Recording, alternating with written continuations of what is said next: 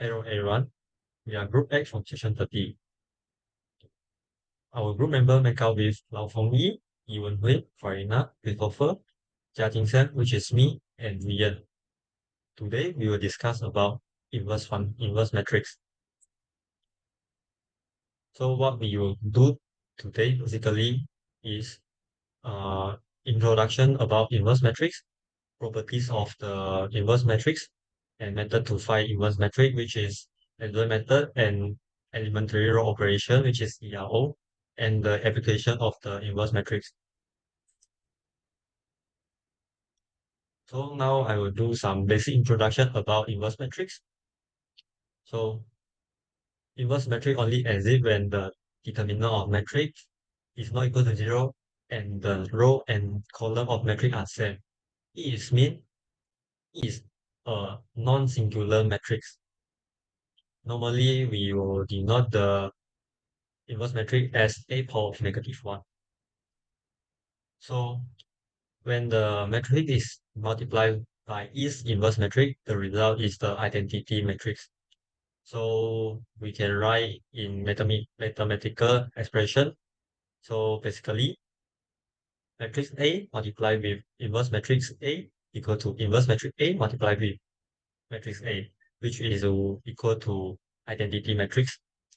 So basically, we have two methods to find inverse matrix, which is adjoint method and elementary row operation, which is ERO. So now I will introduce some basic property of about inverse matrix. If A is a square matrix and B is the inverse of A, then A is the inverse of B. Since matrix A multiplied with matrix B equal to identity matrix, so it will also equal to matrix B multiplied with matrix A. Then we have the identity like this. Inverse matrix of inverse matrix A is equal to A. So this one is basically will be inverse twice the matrix A. So we can know that when we inverse a matrix twice, we can get the original matrix. So if A and B are the non-singular matrices, then we can have the condition like this. We can know that the inverse matrix of matrix A multiplied with matrix B is equal to inverse matrix B multiplied with inverse matrix A. So if A is non-singular matrix, then we can know that the inverse matrix of A transpose is equal to inverse matrix A transpose. So if C is any non-zero scalar, then C multiplied with matrix A is invertible, then we can know that the inverse matrix of C A is equal to 1 over C multiplied with inverse matrix A.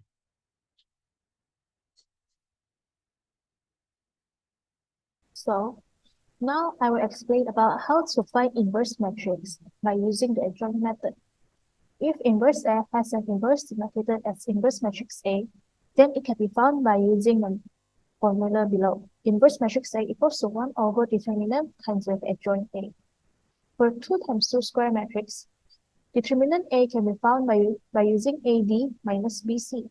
Meanwhile, for adjoint A, it can be found by inverting the value of D and A and then putting negatives on C and B. In a complete formula, this is the complete formula. For example, for A, which is 3154, you can find the inverse by using this. Firstly, we need to find the determinant of A, which is 3 times 4 minus the 5 times 1. And then we find the adjoint of A as well. Then we multiply 2 of these. Then we can get the inverse of A. Then for the 3 times 3 matrix, we will need to follow some steps to find the inverse matrix using the adjoint method.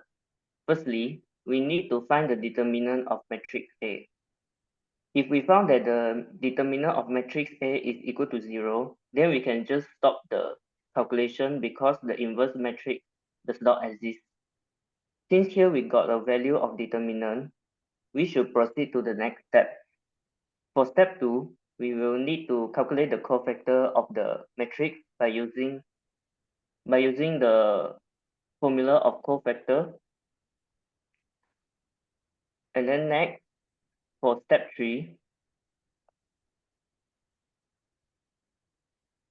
we need to get the adjoint of matrix A by finding the transpose of the cofactor matrix. Lastly, by substituting the result from the previous step into the formula 1 over the determinant of matrix A times the adjoint of A, we will finally get the inverse of matrix A.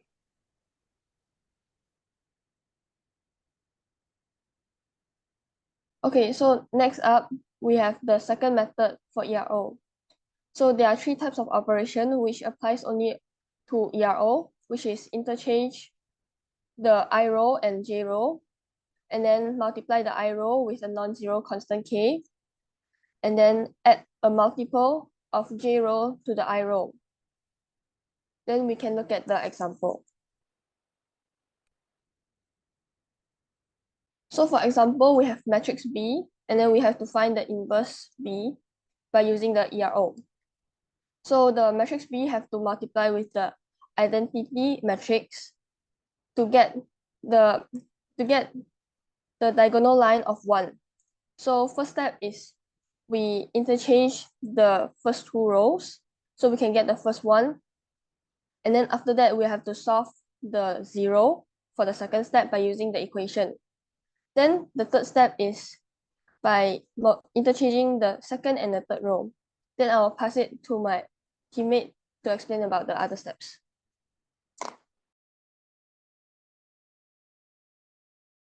And after the interchange of row 2 and row 3 has been done, we want to solve for the second column of row 1 and row 3 in order to become 0, same as the identity matrix. So we'll do the equation on the left-hand side. Now all values of first and second column have already been solved. And next is the third column. We need the last row for the diagonal to be 1, so we times R3 with negative 1 over 3 to change it into 1. Lastly, we need to change the third column of the first and second row to become 0. So we'll solve it by the equations on the left side. That's how we get inverse B. To sum up, we begin by joining the matrix with identity matrix, and then we interchange the row or by multiplying it to change the number become 1 or 0, same as the identity matrix. Okay, after we find the inverse matrix, how can we apply the inverse matrix? We can use the inverse matrix to solve the simultaneous linear equation.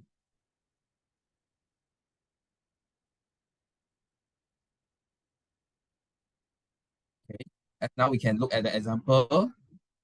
We have a 3 equation, 2x minus 4y plus 3z equals to negative 13, x plus 2y minus z equals to 16, and minus 2x minus 3y plus z equals to negative 29. We can convert into a matrix form, which is a 3 times 3 matrix and a 3 times 1 matrix, and equals to a 3 times 1 matrix. Okay. Next. By applying the properties of the inverse matrix, we know that Bx equals to B, and we add in the inverse of B equals inside the equation, and we will form the equation xyz equals to the inverse matrix of B times the small b, and we can find the value of x, y, and z, which is 3, 10, and 7.